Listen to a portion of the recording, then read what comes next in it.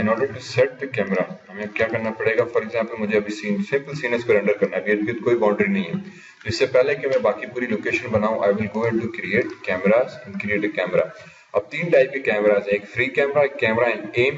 M का मतलब ये कि ये वो कैमरा जो हमेशा किसी एक पॉइंट पर फोकस करता रहेगा, एम करता रहेगा। समटाइम्स इसको हम यूज करते हैं कि फॉर एग्जांपल कार्स के अंदर अगर मैं गाड़ी का व्यू दिखा रहा हूँ तो वो हमेशा मूव हो रहा है, तो ये फ्री फॉर्म मूव हो रहा है, ठीक है। जैसे हम देखते हैं तो हमारा एम जो बेसिकली आईज जहाँ पे मैं ऊपर नीचे करूँ तो ये फ्री एम है, एम नहीं कर रही, ठीक है। एम का मतलब ये कि फॉर एग्जांपल मैं दिखा रहा हूँ गाड़ी यूं जा रही है तो मेरा कैमरा जो है वो यूं फोकस पे लगा हुआ, ठीक है। कैमरा हर वक्त गाड़ी को लगा हुआ है, ये मैं एम करके बैठा हूँ कि जहां गाड़ी जा रही है कैमरा उधर जा रहा है, ठीक है। तो कभी कभी हम इस तरह से फोकस करते हैं कि आपका ऑब्जेक्ट जो है, या फॉर एग्जांपल बॉल है, मैंने क्रिकेटर ने बॉल पे बॉल मारी तो कैमरा बॉल को फोकस करते हुए ये इधर जा रहा है, तो मैं चाह रहा हूँ कि मैं सिर्फ बॉल को मूव करूँ, कैमरा ऑटोमेटिकली उसी के ऊपर एम करता है, तो ये उस सेंस में हम यूज करते हैं। कैमरा है वही प्रिंसिपल, पर उसमें एक एम पैरामीटर आता है जो हम उसके साथ पेरेंट कर देते हैं, अटैच कर देते हैं, तो अब जहां पे मेरा बॉल जाएगा वहीं पे मेरा कैमरा जाएगा, तो ये चीज आती है, ठीक है। फिलहाल मैंने फ्री फॉर्म कैमरा क्रिएट किया, once you click on this ये कैमरा आपका व्यू बोर्ड में यहाँ पे बन गया। भले अगर आप F प्रेस करें तो you can see this, R press करके हम इसकी साइज बड़ी करें, अगेन इसकी साइज का स्केल का बेसिकली कोई फैक्टर नहीं पड़ता। Once you create a camera फिर हम चले जाते हैं पैनल्स, पर्सपेक्टिव कैमरा, ठीक है। अब आप बेसिकली पैनल पे कैमरा के थ्रू देखना चाह रहे हैं तो आपको कैमरा 1 का व्यू आ गया। यहाँ पे we will turn this thing on, जिसको हम कहते हैं resolution gate, otherwise file camera settings, और इसको आप ये गेट ऑन करना, फिल्म गेट या रेजोल्यूशन गेट। रेजोल्यूशन गेट से यूजली ये कि अब ये वो एरिया है जो एक्चुअली रेंडर होगा, बाकी इर्द गिर्द का एरिया आपका रेंडर नहीं होगा, तो इससे आपको एक एक्यूरेट कैमरा व्यू पता चल जाता है। सेकंड चीज व्यू कैमरा सेटिंग्स, अगेन मैं अगर इसको ओपन करूँ तो यहाँ पे एक और चीज आती है film origin. If you click on this तो सेंटर पे 0 आ गया, तो ये 0 जो है सर्किल इंडिकेट कर रहा है कि आपके कैमरा का सेंटर पॉइंट कहाँ पर है। इससे भी कभी कभी कैमरा को पोजीशन करने में आसानी हो जाती है कि यार मेरा focus main centre of the screen basically कहाँ पर है। फिल्म पिवट का मतलब ये कि वो V और H के हिसाब से आपको एंगल पता रहेगा, वर्टिकल एंड हॉरिजॉन्टली, कि आपका कैमरा कहीं आपने टेढ़ा तो नहीं कर दिया, ठीक है। एंगल आपके कैमरा का क्या बैठा है वो चीज आ जाती है। सो समटाइम्स ये 2-3 ऑप्शन जो है शूटिंग में आई टर्न दिस ऑन, तो अब मुझे जो है एक रेजोल्यूशन गेट मिल गया, ठीक है, और बेसिकली अब मुझे मिल गया कि मेरा कैमरा का जो सेंटर पॉइंट है वो कहाँ पर है। तो अब जब मैं इसको रेंडर करूंगा तो अगेन वही 3 व्यूज, एक ह्यूमन व्यू कि मैं स्ट्रीट यहाँ पे खड़ा हूँ, यहाँ से रेंडर निकाला, ठीक, कि ये मैं रोड के थ्रू देख रहा हूँ। अब इसका भी व्यू मैं कैसे रखूंगा कि अगर मैं बिल्कुल यूं करूं, ये एक बिल्कुल सेंटर व्यू आगे के दोनों तरफ बिल्डिंग, या क्योंकि ये मेरी मेन बिल्डिंग है तो मैं थोड़ा सा एंगल ऐसा रखूंगा कि मेरे पास इन बिल्डिंग्स का व्यू कम आ जाएगा और मेन फोकस वे सेंटर पॉइंट में ये बिल्डिंग आ गई, ठीक है।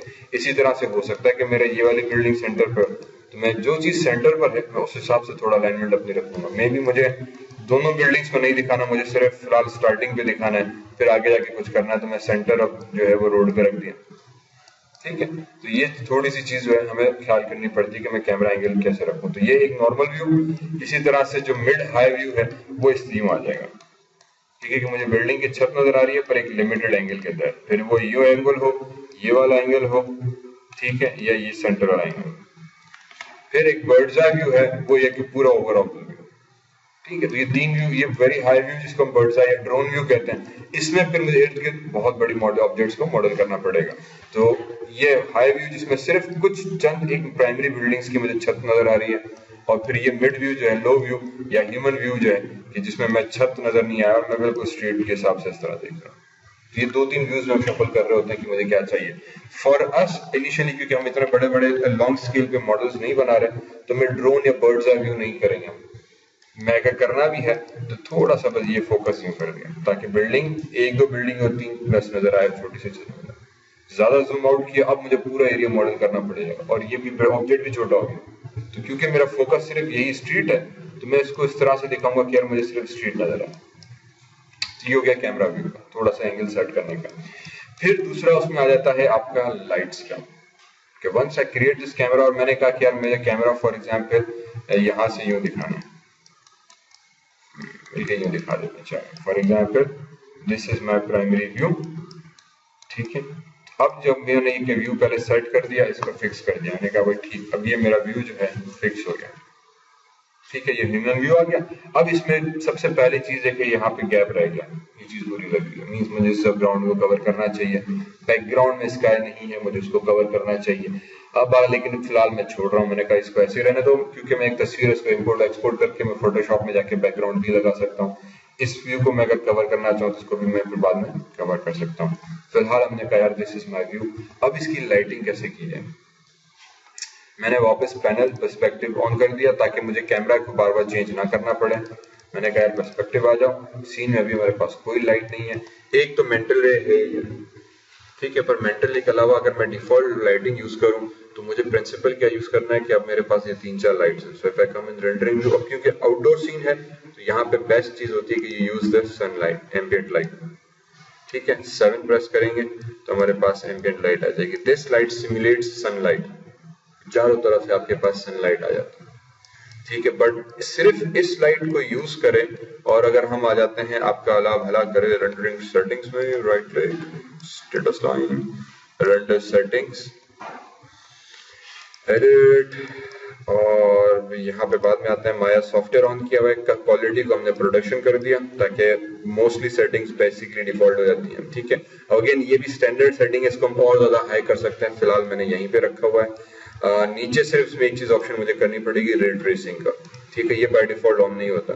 Ray tracing basically is an algorithm जिसके तहत वो वेरी एक्यूरेटली रिफ्लेक्शंस और रिफ्रैक्शंस एंड शैडोज तीनों चीजें कैलकुलेट करता है, ठीक है, कि लाइट रिफ्लेक्ट कहाँ हो रही है उसको एक्यूरेटली करेगा, रिफ्रैक्ट अगर गिलास है तो उसमें से लाइट पास होती है, ट्रांसपेरेंसी में नजर आती है वो चीज, और फिर शैडोज, ये तीनों चीजें कितनी अच्छी तरह में नजर आ रही है, वो तीनों हमने यहाँ पे कैलकुलेट की। तो माया सॉफ्टवेयर में अगर फिलहाल प्रोडक्शन किया और रिट्रेसिंग ऑन की, nothing else. If I come into render view, sorry common, यहाँ पे जाके सेटिंग्स मैंने कर दी फिलहाल फुल एचडी, नथिंग एल्स, कोई और चीज फैंसी नहीं। और यहाँ पे रहते हुए वापस हम पैनल्स पर्सपेक्टिव और कैमरा व्यू ऑन किया एंड मैंने रेंडरिंग ऑन कर दी, ठीक है। So this is the default view that I get. इसको अगर मैं थोड़ा सा फिलहाल छोटा करके देखें तो अभी इतना खास नहीं लग रहा, very simple plain, nothing there. तो मैंने इस इमेज को फिलहाल किया सेव, फिलहाल कोई शेडोज भी नहीं है और बड़ा फीके फीके कलर हमें नजर आ रहा है, ठीक है। So if I decrease this basically then I select the light, if I go into light तो यहाँ पे यूज रे ट्रेस शेडोज ऑफ किया हुआ है। सबसे पहले हम इसको ऑन करेंगे, फिर बिकॉज ये सनलाइट है तो इसका मतलब ये कि पूरे सीन में चारों तरफ इक्वली लाइट फैला दी, ठीक है। एम्बिएंट लाइट का प्रॉब्लम ये होता है कि जब हम एम्बिएंट लाइट लगाते हैं और मैंने शैडोज भी ऑन कर दिया, मैं दोबारा रेंडर कर रहा हूँ, अभी और कुछ भी नहीं किया, सिर्फ शैडोज ऑन किया, ठीक है। तो now you can see this कि थोड़ा सा डिफरेंस आना शुरू हो गया, शैडोज आने शुरू हो गए, पर प्रीवियस जो था बिल्कुल ब्लैंक था, अब शैडोज आने लगे, ठीक है। तो अब ये हुआ क्या, बेसिकली देखो उसने हालांकि लाइट सेंटर पर है पर ये एरिया भी रोशन हो रहा है। तो एम्बिएंट लाइट क्या करता है कि इट सिमुलेट्स सनलाइट और वो चारों तरफ से आपको सीन में रोशनी ऐड कर देता है, ठीक है। किसी हद तक तो बड़ा अच्छा है, पर उसका प्रॉब्लम ये आ जाता है कि अब आपके पास फिर सीन जो है वो डल लगने शुरू हो जाता है, क्योंकि रियल में चारों तरफ से इक्वली लाइट नहीं पड़ती। हर कोने में फॉर एग्जांपल टेबल के नीचे है तो रोशनी कम है पर कम है, मॉनिटर के पीछे है तो रोशनी है पर कम है। आउटडोर में जाए तो हर कोने में जो दीवार के छज्जे के नीचे आ रही है तो छज्जे पे क्योंकि डायरेक्ट लाइट नहीं पड़ रही तो रोशनी कम हो जाती है। अब जैसे टेबल के नीचे हम देखें ना थोड़ा सा अंधेरा डार्कनेस है, पर जहां पे बल्ब है वहां बहुत ज्यादा रोशनी है, ठीक है। ये दो कलर मिल जा रही है, वजह यह कि लाइट बाउंस होती है, रिफ्लेक्ट होती है रियल, ठीक है। एम्बिएंट लाइट को रिफ्लेक्शन नहीं करता, वो हर जगह पे इक्वली लाइट दे देता है, तो किसी हद तक तो बहुत जबरदस्त है। बहुत आगे चल के ये चीज हमारे लिए थोड़ा सा मुनासिब नहीं रहती। तो फिर मैं क्या करता हूँ, मैंने इस एम्बिएंट लाइट को यूज तो किया, इसकी इंटेंसिटी को कर दिया 0.5 और इसके शेडोज कर दिए ऑफ, क्योंकि मुझे इसके शेडोज अच्छे नहीं लगते। शेडोज ऑन किए तो बेसिकली वो फिर अपनी जहां पे आपने लाइट रखी थी उस हिसाब से उसने शेडोज गिराना शुरू किया और फिर पूरा इफेक्ट इसका सीधे अजीब सा हो गया, ठीक है। पहले कितनी ब्राइट था अब अजीब सा हो गया। तो मैं किसी हद तक एम्बिएंट लाइट रखी, मैंने कहा रहो, पर 0.5 किया, शेडोज ऑफ किया। फिर यहाँ पे मैंने क्रिएट कर दी डायरेक्शनल लाइट। अगेन मैं पर्सपेक्टिव कैमरा में गया ताकि मैं डायरेक्शनल लाइट को जरा सेलेक्ट करूं और W से प्रेस करूं। डायरेक्शनल लाइट बेसिकली क्या करता है कि किसी एक डायरेक्शन से लाइट फेंकता है, सॉरी, ठीक है। डायरेक्शनल लाइट का मतलब ये कि अब जितनी रोशनी है वो इस तरफ से आ रही है, इस डायरेक्शन से आ रही है, ठीक है। किस कोने में से, किसी पर्टिकुलर पॉइंट में से, दरवाजे दरी में से नहीं, सूरज की रोशनी पूरी जितना आसमान है उसमें से इस तरफ से गिर रही है। ठीक है, इस तरह से हम किसी भी डायरेक्शन को किसी भी एंगल से कंट्रोल कर सकते हैं कि भाई वो किस डायरेक्शन से आपके पास गिर रही है। तो फॉर एग्जांपल मैंने कहा कि यार मेरी लाइट जो है वो थोड़ा सा यूं एंगल चेंज किया ताकि बिल्कुल फ्लैट ना लगे। अगर आप बिल्कुल 100 यूं करोगे तो सारे शेडो सीधे सीधे जाएंगे। मैं थोड़ा सा इसको यूं एंगल दे दिया और ये लाइट यूं रखी। अब इस डायरेक्शनल लाइट को ऑन किया और इसकी इंटेंसिटी मैंने अगेन फिलहाल 1 पे रहते हुए इसके यूट्रेज शेडो से वो ऑन कर दिया। ठीक है, मींस दो लाइट्स आ गई मेरे पास सीन में, एक एम्बिएंट, ठीक है, एम्बिएंट लाइट कितनी गई जहां, ये रही एम्बिएंट लाइट। इसको मैंने 0.5 इंटेंसिटी की क्योंकि दोनों लाइट अगर चले इसकी इंटेंसिटी नहीं करते, 1 कर दिया डिफॉल्ट, फिलहाल डिफॉल्ट खेल रहे हैं, फिर सेटिंग्स पे कंट्रोल करते हैं। मैंने एक लाइट क्रिएट की एम्बिएंट, थोड़ा सा इसको ऊपर किया। एम्बिएंट क्या करेगा, सिर्फ ये चीज समझो, लाइटें करती क्या है, फिर उसकी इंटेंसिटी पे हम खेलते हैं। एम्बिएंट लाइट सनलाइट की तरह से पूरे सीन को वो रोशन कर देगी इक्वली, हर कोने को। अगर आपने शेडोज ऑफ किए हैं, शेडोज ऑफ किया आपका पूरा सीन इक्वली लाइट हो जाता है। इसीलिए समटाइम्स बड़ा जबरदस्त होता है, बड़ी अच्छी तरीके से, बड़ी जबरदस्त कैलकुलेशन। बट प्रॉब्लम ये कि वो रियलिस्टिक रिजल्ट नहीं देता, क्योंकि रियलिज्म में पूरा सीन, आपका पूरा एनवायरनमेंट इक्वली लाइट अप नहीं होता। कहीं पे रोशनी कम है, कहीं पे ज्यादा है, कहीं पे कोने शेडोज आ रहे हैं, कहीं पे शेडोज नहीं आ रहे। दीवारें हैं तो दीवार पूरी व्हाइट है, पर दीवार का जो कोना होगा हमेशा आपको थोड़ा सा डार्क नजर आ रहा है, उसकी लाइट वहां पे थोड़ी सी डिफरेंट होती है। टेबल के नीचे रोशनी थोड़ी डिफरेंट होगी, ऑब्जेक्ट पड़ा है तो ऑब्जेक्ट के नीचे शेडो की वजह से रोशनी थोड़ी डिफरेंट हो जाएगी। तो वैल्यूज अल्टर होती रहती है, एम्बिएंट लाइट वो नहीं करता। तो फिर हमने एम्बिएंट के साथ साथ क्या किया, एम्बिएंट रखी, शेडोज उसके ऑफ किए, एक और लाइट क्रिएट कर दी डायरेक्शनल, उसके शेडोज सिर्फ ऑन किए मैंने अभी सिर्फ, ठीक। और फिर मैं वापस आ जाते हैं हमारे पास वो जो पर्सपेक्टिव कैमरा व्यू था, एंड अब इसकी रेंडरिंग की हमने। अब अगेन मैं बार बार पर्सपेक्टिव कैमरा कर रहा हूं ताकि कैमरा का एंगल मैंने एक दफा फिक्स कर दिया, अब मुझे इसको अल्टर करने की जरूरत ना पड़े, ठीक है। अब वही सीन को आप देखो कैसे था, पहले फुल सीन ब्राइट अप हो गया था पर शेडोज नहीं थे, शेडोज ऑन किए तो पूरा सीन ब्लैक हो गया, क्वालिटी गिर गई। अब उसी को थोड़ा सा मैंने अल्टर ये किया कि मैंने एम्बिएंट लाइट भी रखी, डायरेक्शनल लाइट क्रिएट की, दोनों की भी इंटेंसिटी 1 है, सिर्फ डायरेक्शनल के शेडोज ऑन किए तो मेरे पास एक शेडोज भी आना शुरू हो गए, ठीक है। और कहीं कहीं सीधे आपको शेडो जैसे हल्का सी डार्कनेस जो मैं बात कर रहा था वो शेडोज की थोड़ा सा आना शुरू हुई है, पर अभी भी रोशनी बहुत ज्यादा है, दिन में इस तरह के शेडोज नहीं होने चाहिए। मैंने कहा ठीक, मिनिमाइज किया। मैं आ गया पहले एम्बिएंट, मैंने कहा एम्बियंस बहुत ज्यादा है, ठीक है, क्योंकि वो इक्वली किया था, इसको फॉर एग्जांपल 0.5 किया, आधा किया, थोड़ी सी रोशनी कम की। अब और इसी तरह से डायरेक्शनल लाइट इसके अंदर भी गए, इसको भी फिलहाल चलो कुछ नहीं करते क्योंकि अब लाइटिंग में आपको 10 दफा रेंडर करना पड़ेगा ये चेक करने के लिए कि आपकी लाइटिंग का सेटअप कहाँ पे कितना कैसा बेट है, ठीक है। अब थोड़े से शेडोज डार्क हुए, लाइट अब थोड़ी सी वो कोने थोड़ा हमारे पास डिफरेंट कलर के होना शुरू हो गया, थोड़ा सा टेम्परिंग शुरू हुई है, पर अभी भी इतनी अच्छी क्वालिटी हमारे पास नहीं है। तो बहरहाल this can be a very nice workout.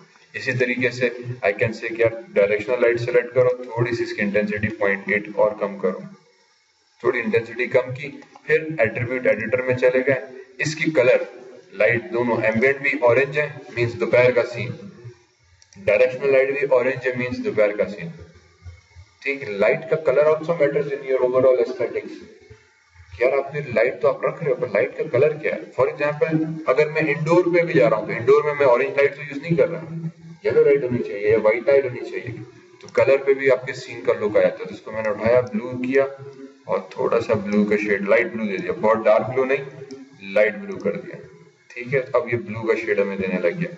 इसी तरह से सनलाइट उठाई, सनलाइट को भी सेम चीज की, हल्का सा ब्लू का शेड दे दिया, हल्का सा ब्लू का शेड, ठीक। अब प्रीवियस सीन ये था हमारे पास, इसको भी मैंने सेव किया,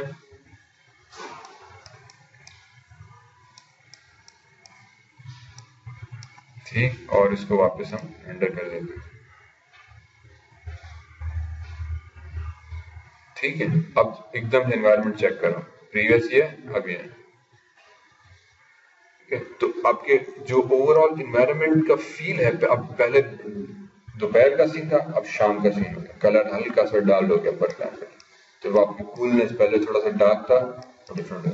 सो you have to play with this. अब ये चीज मेरे पास एक है, मेरा लुक एक हो सकता है, आपके पास हो सकता है हर सीन का इफेक्ट डिफरेंट नजर आए, ठीक है।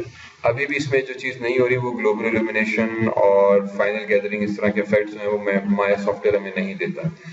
इनके बारे में मैं बताऊंगा मेंटली जब हम पढ़ने जाए, पर ये थोड़ी सी 2-3 सेटिंग्स हम करते हैं कि यार ऐसे कैसे इसको, ताकि थोड़ा सा मैनेज कर सकें।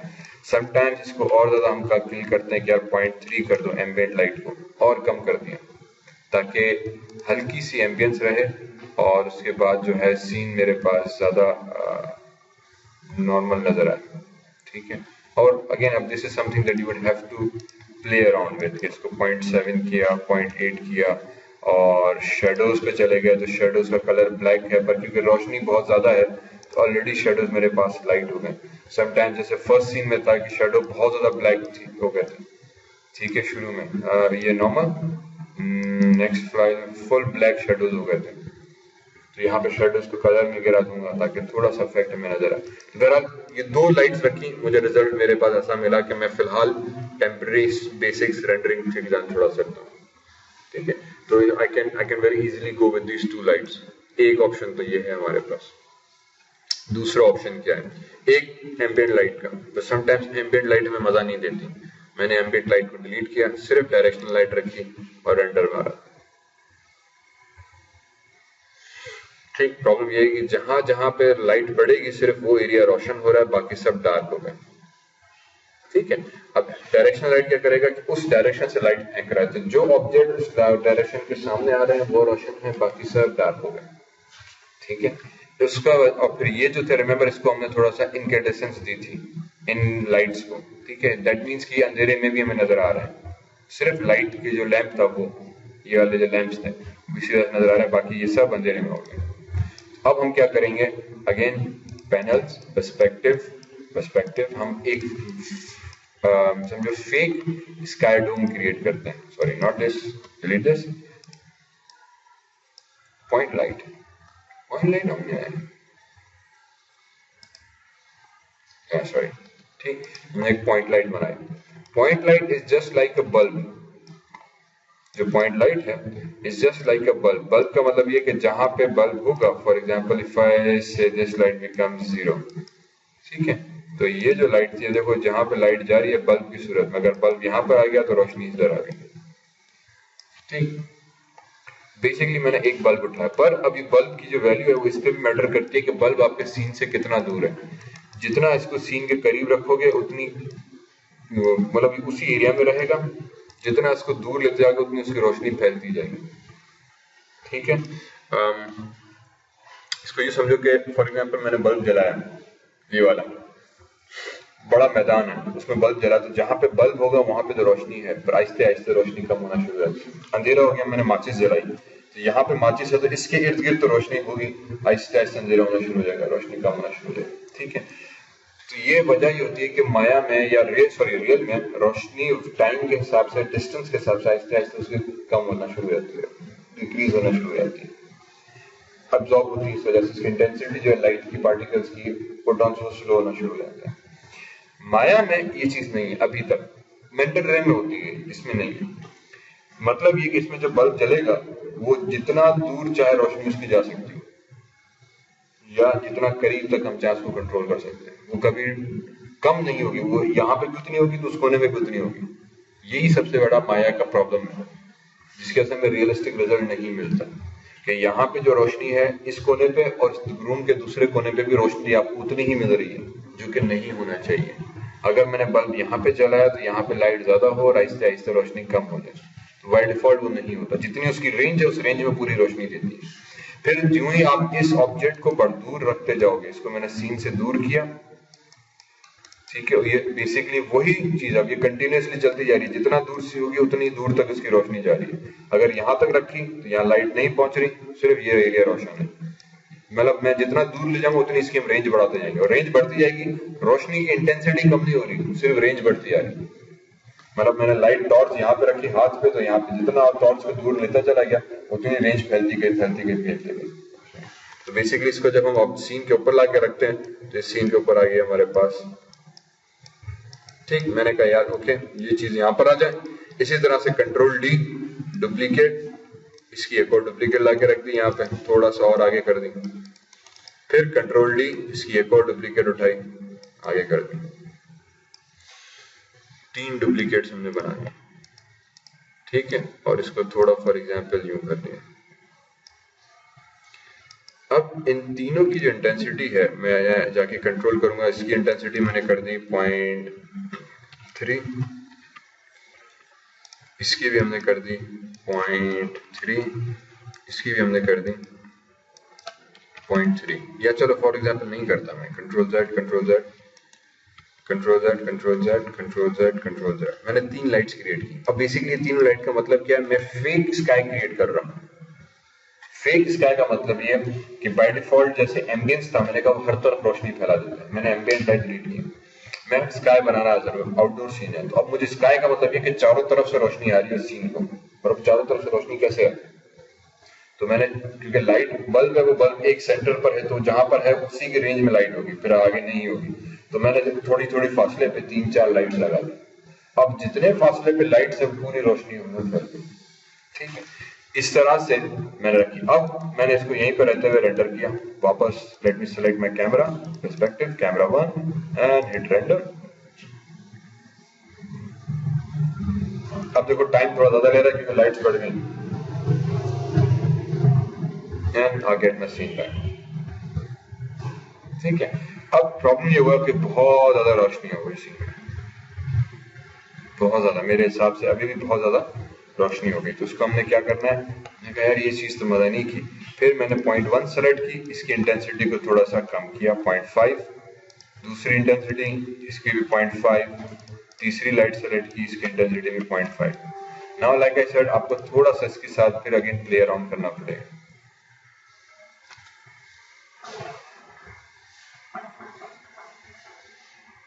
ठीक है। अभी भी क्या प्रॉब्लम आया, ये एरिया ब्लैक हो गया, मीन्स कि मुझे जो लाइट रखनी है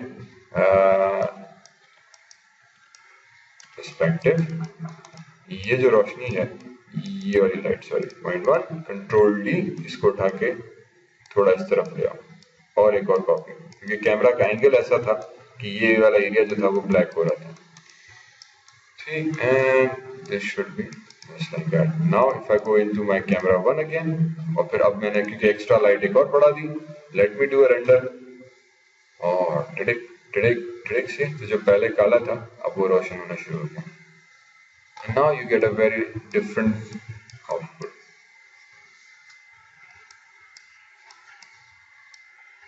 ठीक है। ये था वो अभी का आउटपुट, ये था प्रीवियस आउटपुट।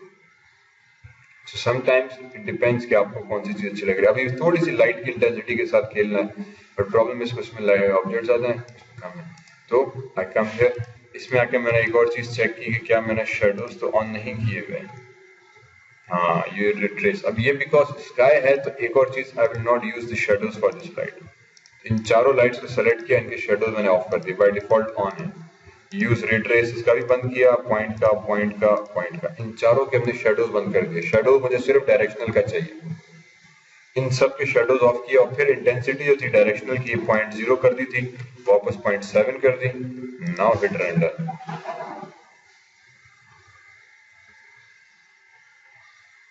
ठीक, अब वही सीन आ गया मेरे पास जो पहले एम्बियंस के साथ था, ठीक है, ऑलमोस्ट वही, थोड़ा सा सिर्फ लाइट की शेड का हल्का सा कहीं फर्क आ रहा है। तो समटाइम्स वही चीज मैं एम्बियंट के साथ भी कर सकता हूँ, वही चीज मैं पॉइंट लाइट के साथ भी कर सकता हूँ। पॉइंट लाइट का मतलब मैं 4-5 लाइटें पूरे सीन में फैला दूं पहले, ठीक है, तो आपके पूरे सीन में 4-5 लाइटें आ जाएंगी। या आप एम्बियंट लाइट लेके रखो और उसका ट्रेस शेडोज उसके ऑन नहीं करो, एक लाइट डायरेक्शन लाइट रखो। ऑब्वियसली ये सीन रियलिस्टिक नहीं है, सिर्फ सिंपल सीन है, but works fine for us, ठीक है। हमने कहा चलो हमारे लिए सही चलता है। यहीं पे जब हम मेंटल ले में जाते हैं, let me just save this scene as street with lighting, ठीक है। यहीं पे जब हम उसमें चले जाते हैं मेंटल रे के अंदर, तो मेंटल रे के साथ अगर मैं अभी इसी सीन को यहीं पे रहते हुए क्वालिटी मैंने कर दी 25, let me just make it 0.6 for example, ठीक है, नथिंग एल्स, और कोई इसकी लाइटिंग मैंने ऐड नहीं की, सिर्फ क्वालिटी 0.6 की अभी, बाकी सब सेटिंग्स वही रहते हुए इसको मैं मेंटल रे से रेंडर करता हूँ।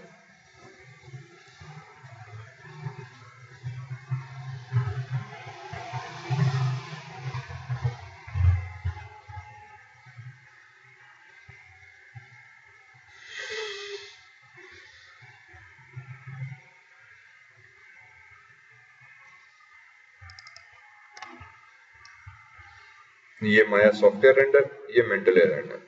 बाज़ाहिर अभी कोई घर का फर्क नहीं, सिर्फ लाइट शेडो थोड़ी कैलकुलेशन का फर्क है, ठीक है। तो अभी मेंटली की डिफॉल्ट के साथ आपको लगेगा यार ये तो कोई खास रिजल्ट ही नहीं आया। वजह ये है कि फिर मेंटली की कुछ सेटिंग्स है जिनको हमें काम करना पड़ता है, ठीक है। जब हम मेंटली की सेटिंग्स में आते हैं तो सबसे पहली चीज तो है कि उसकी क्वालिटी, ठीक है। 1 मीन्स 100%, फिलहाल 100 पे नहीं, 0.8 मीन्स 80% क्वालिटी, तो काफी हद तक सील्ड है। माया 2016 में माया मेंटल रे को बहुत आसान कर दिया।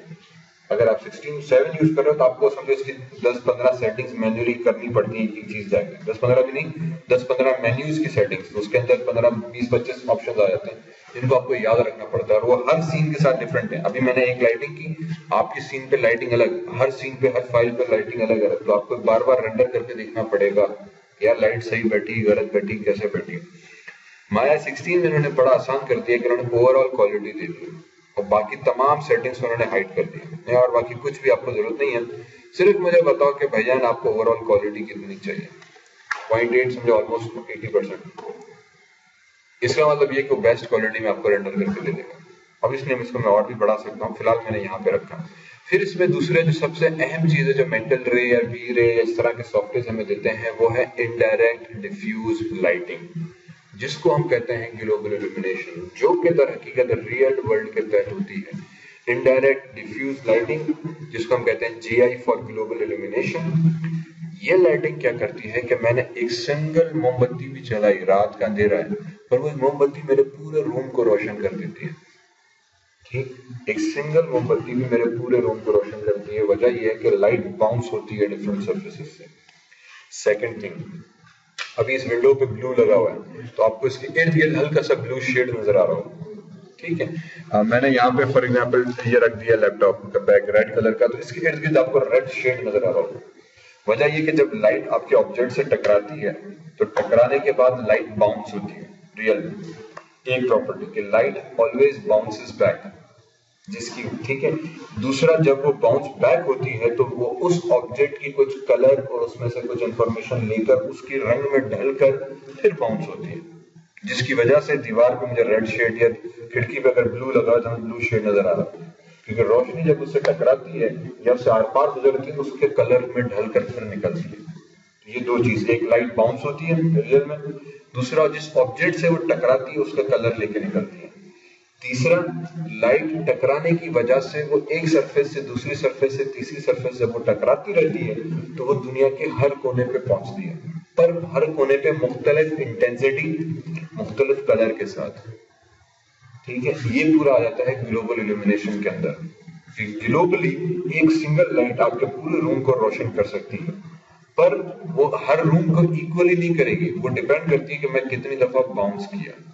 तो मैंने एक सिंगल मोमबत्ती भी जलाई, वो मोमबत्ती भी बाउंस करेगी, पर कितनी दफा, किस सरफेस से, किस कोने से बाउंस हो रही है, हर जगह पे डिफरेंट वैल्यू होगी, जिसकी वजह से हमें रियलिज्म मिलती है।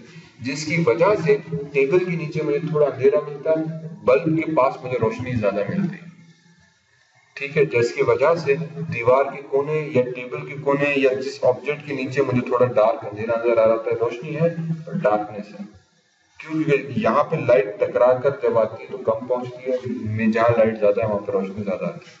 तो इस प्रॉपर्टी को जब हम ऑन करते हैं कि यार ये फाइनल गैदर मेरे पास यूज करो, तो अब आपकी लाइट का जो रिजल्ट है वो ड्रामेटिकली, अभी सिर्फ हमने इसकी क्वालिटी को थोड़ा 0.8 किया और फाइनल गैदर ऑन कर दिया, बस ग्लोबल इल्यूमिनेशन ऑन की। इसी सीन को मैं, let me try and see if we can generate the difference, and now if you hit the render,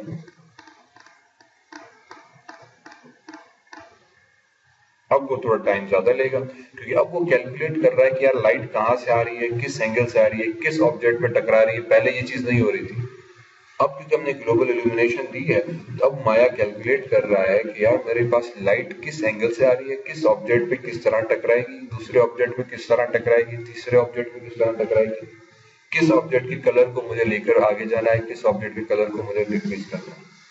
तो जो इवेंचुअली एक very good quality of realism जो है वो इस वजह से हमारे पास सीन में आता है, इस ग्लोबल इल्यूमिनेशन प्रॉपर्टी की वजह से, कि ग्लोबली मैंने पूरे ऑब्जेक्ट के कलर्स को लाइट अप कर दिया।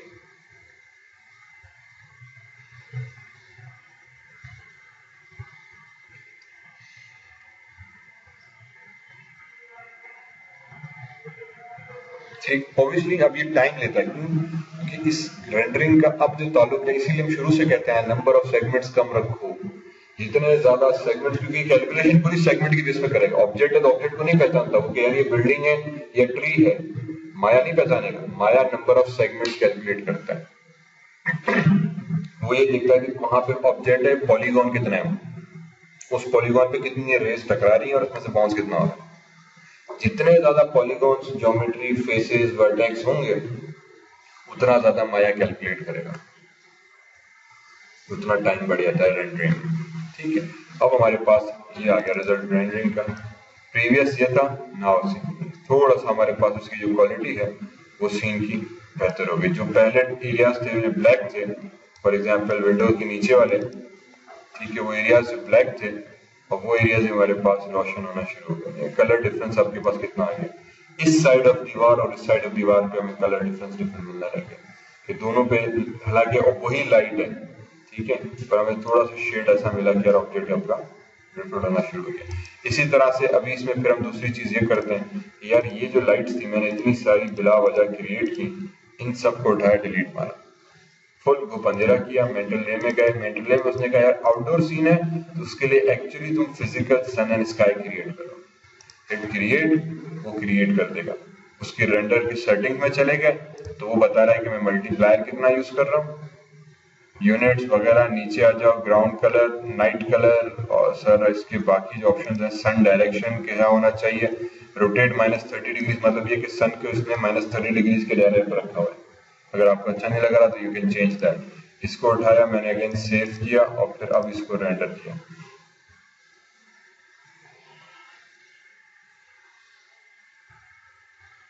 ठीक है, अभी हमने क्या किया, अपनी सारी लाइट्स डिलीट की, माया का सिर्फ फिजिकल सन मैंने ऐड कर दिया कि यार तुम खुद आउटडोर लाइटिंग को मैनेज करो जैसे रियल में होनी चाहिए।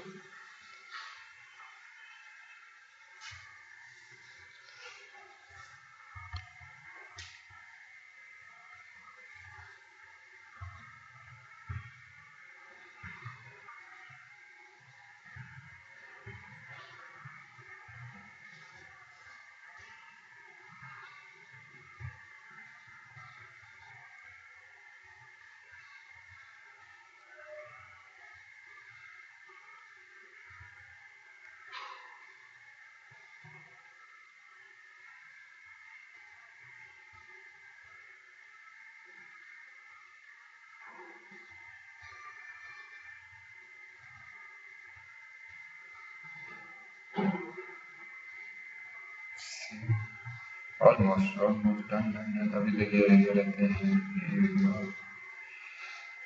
See the difference. अब उसकी लाइट देखो कितनी डिफरेंट हो गई। और अब उसने क्या किया कि शेडोज के हिसाब से देखोगे, इसका मतलब लाइट सामने से पड़ रही है, तो जो चीज सामने से लाइट पड़ रही है वो ज्यादा रोशन है, जो साइड में आ गई वो डार्क हो गई। दीवारों के नीचे से कोने देखो डार्क हो गए, जहां पे लाइटिंग नहीं पड़ी यहाँ पे शेडोज का इफेक्ट देखो, इधर थोड़ा सा डार्कनेस ज्यादा हो गई। ये ट्री क्योंकि लाइट सामने से पड़ रही तो यहाँ पे शेडो आएगा, डार्क हो गया, पर जहाँ पे रोशनी, इसने बड़ा जबरदस्त कैलकुलेशन हमें करके दी। हाँ, क्योंकि उसने फिजिकल सन स्काई को क्रिएट किया, उसने ऑटोमेटिकली बैकग्राउंड में पूरा एनवायरनमेंट दे दिया कि नीचे जमीन है तो ग्रे कर दी और पूरा एनवायरनमेंट हमें भर के दे दिया कि स्काई आपका। और स्काई का उसने कलर भी, खैर तो हम कुछ भी टेक्सचर रख के कर सकते हैं, बट उसने इसकी बेस पे उसने कैलकुलेशन की कि ये ब्लू से आहिस्ते आहिस्ते व्हाइट होना शुरू हो गया, तो आपको एक पूरा एनवायरनमेंट जो था 10 टाइम्स बेटर लगने लग गया। प्रीवियसली हमारा रिजल्ट ये था। ठीक है, इसीलिए हम प्रेफर करते हैं कि यार try to go into mentally. अब ये भी मेंटली है, ठीक है, मेंटली रेंडर था, पर ये हमारी लाइट्स के थ्रू था। जो माया ने खुद से फिजिकल सन किया उसका रिजल्ट देखो कि वही सीन, वही एनवायरनमेंट डिफरेंस देखो। अभी मेंटल लेगा, ये हमारे लाइट्स, ठीक है, यहाँ पे हमारी लाइट्स जैसे पूरे ट्री पे इक्वल लाइट पड़ रही है, पूरे सीन में इक्वल लाइट पड़ रही है। जब माया कैलकुलेट करता है तो माया कहीं पे लाइट ज्यादा की, कहीं पे कम की, कहीं पे शेडोज, कहीं पे रिफ्लेक्शन, उस हिसाब से कैलकुलेट करता है, तो आपके सीन में खुद ही नेचुरलनेस बढ़कर आ जाती है। इस वजह से हम प्रेफर करते हैं कि यार अच्छी क्वालिटी के लिए मेंटल ले निकालो, एंगल सेट करो कैमरा का, आप क्या दिखाना चाह रहे हो। दूसरा, इसी सीन में फॉर एग्जांपल मैंने सीन को यूं कर दिया, ठीक है, अब अगर इसको मैं अब रेंडर करता हूँ तो अब इसमें सबसे बड़ा प्रॉब्लम क्या आएगा, 80% एरिया रोड एंड फुटपाथ का नजर आ रहा है, बिल्डिंग भी कट गई, ये भी कट गया। तो अगेन ये भी कैमरा के हिसाब से बैड एग्जाम्पल है। मेरा फिर फोकस होना चाहिए अगर बिल्डिंग पे, तो मैं कोशिश करूंगा कि यार रोड को जो था वो साइड में यूं करके दिखाऊं। अब जो है फॉर एग्जाम्पल ये तस्वीर फाइल सेव इमेज, इसको एक व्यू रखा जेपीजी रहते हुए, स्ट्रीट रेंडर अंडरस्कोर 1, फिर कैमरा एंगल चेंज किया जिसमें मैं रोड को कम दिखाऊंगा और मेरी कोशिश होगी कि मैं बिल्डिंग्स को ज्यादा दिखाऊं।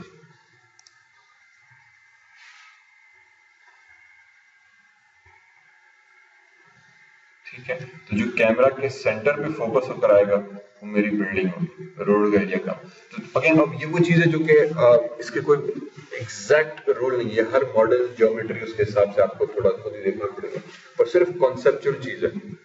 ठीक है, मैंने अपने हिसाब से सेटिंग की, अलग अलग चीज आप अपने हिसाब से सेटिंग करोगे, हो सकता है डिफरेंट हो। तो चीज देखने में लगे कि यार व्यू बड़ा अच्छा है, वो स्किल थोड़ा सा डेवलप करनी पड़ती है, उसका थोड़ा सा तरीकेकार है कि एक अच्छे मॉडल को, एक अच्छी लोकेशन को आप बैड कैमरा एंगल से खराब कर सकते हो। बड़ा अच्छा मॉडल बनाया, कैमरा एंगल आपने गलत रखा, चीज तबाह होगी, लाइटिंग आपने बेकार कर दी, चीज तबाह होगी, टेक्सचरिंग आपने चीज खराब की, तबाह होगी। ये सब चीजें एक्चुअली बड़ी इक्वली होती है, आपकी जिस तरह से हाथ की उंगलियां मिलती है, ये सब चीजें आपस में मिलेगी तो एक परफेक्ट रिजल्ट बनेगा। मॉडल अच्छा बनाओ, उसको टेक्सचर सही से किया हुआ है, ठीक है, उस पर लाइटिंग सही से है, फिर उसकी रेंडरिंग आपने सही से की, फाइनली कैमरा वर्क बेकार किया तो सब चीज आ जाएगी। अगेन कैमरा वर्क भी आपको थोड़ा सा सही से देखना पड़ता है। कैमरा वर्क का मतलब वो एंगल आप ऐसा रखो कि आपको चीज देखने में लगे कि यार वाह क्या चीज बनी है। ठीक है, मींस आपकी कैमरा का फोकस उस पर्टिकुलर बिल्डिंग पे, उस एरिया के सेंटर पर, ना कि उस चीज पे जो कि एक्स्ट्रा आ रही है। तो कैमरा हम सेट इस तरह से करेंगे कि मेरा ऑब्जेक्ट ही मेन फोकस रहे मेरी पूरी स्क्रीन के मैक्सिमम एरिया के अंदर, क्योंकि अगर ये सिंगल इमेज या पूरी वीडियो बना रहे हैं उसके पूरा कॉन्सेप्ट ये है। तो जो अगर आपके साथ भी प्रॉब्लम ये मॉडल बड़ा अच्छा बना दिया पर कैमरा एंगल क्या था वो छोटा था, जैसे कल टावर रखा था फेसबुक पे, बहुत दूर से दिखाया, और थोड़ा फोकस में ले आओ क्योंकि स्क्रीन के मैक्सिमम स्पेस पे नजर आए। फिर उसका एंगल क्या रखूं मैं, थोड़ा सा 3 से बर्ड्स आई व्यू मींस पूरा ऊपर से करके दिखाऊं, एक मिड व्यू मींस कि मैं उसके बिल्कुल एंगल ऐसा देखूंगा, पहले थोड़ी छत नजर आए, हल्का सा मगर ऊपर इस तरह से एंगल सीधा ये बैठ या बिल्कुल नीचे से। ठीक, एक ये, फिर एक हम कहते हैं let down view. Let down view means कि मैं जैसे लेट के किसी को देख रहा हूँ बिल्कुल नीचे से, अगर मुझे टॉप बड़ी लंबी बिल्डिंग दिखानी है, आईफल टावर दिखाना है, तो या तो मैं पूरा ऊपर से दिखाऊं, छत से, मिड से दिखाऊं, या बिल्कुल सेंटर ऑफ द स्क्रीन में आईफल टावर, या फिर ह्यूमन व्यू, या फिर बिल्कुल यूं करके यार वो लंबी बिल्डिंग जा रही। ये भी होता है जैसे समटाइम्स आपका टावर है बहुत बड़ा, था बिल्कुल करीब में जाके नीचे से यूं करके दिखाएंगे यार ये लग रहा है कि लोग खड़ा हुआ बड़ी बिल्डिंग में जा रही। ठीक है, तो ये एंगल जो है कैमरा के, ये आपके फाइनल प्रोडक्ट की क्वालिटी पे इस पे बड़ा मैटर करते हैं कि यार आप क्या कैसे दिखाना चाह रहे हो। कभी कभी बिल्कुल स्ट्रेट फिक्स एंगल, ठीक, रूम वगैरह हो गया उसमें बिल्कुल एक सिंगल एंगल आ गया सीधा उसमें, क्योंकि दीवारों की 4 दीवारें क्लोज होती हैं तो मुझे दिखाना। पर अगर 4 दीवारें इसका मतलब ये नहीं कि मैं रूम के अंदर भी अगर जाऊं फॉर एग्जांपल, ठीक है, ये चीज समझ में आई, ठीक है, लाइटिंग समझ में आई। तो मेंटल रीडिंग के साथ मैं इसीलिए अगेन प्रेफर ये करता हूं कि अब इसमें सिर्फ हमने ये फिजिकल लाइट किया, नथिंग एल्स, बाकी सारी लाइट्स डिलीट की, सन के साथ रखा सेटिंग कैमरा में। समटाइम्स फिर हम ये करते हैं कि इसके अंदर भी जैसे मैंने प्रीवियस सीन के अंदर किया था कि इसकी सन की मैंने जो शैडोज थे वो ऑफ कर दिए, जो मेंटली के शैडोज थे वो ऑफ कर दिए और मैंने डायरेक्ट लाइट रख के उसके शैडोज ऑन कर दिए। थोड़ा जल्दी कैलकुलेट रहता है, या मेरे हिसाब से अगर थोड़ी सी और सेटिंग में, बट दिस इज समथिंग जो आपको हर सीन टू सीन वेरी करेगा। इस सीन में मुझे इसका रिजल्ट अच्छा लगा, मैंने कहा यार ये ठीक है, मेरे लिए काफी था, सही है क्या।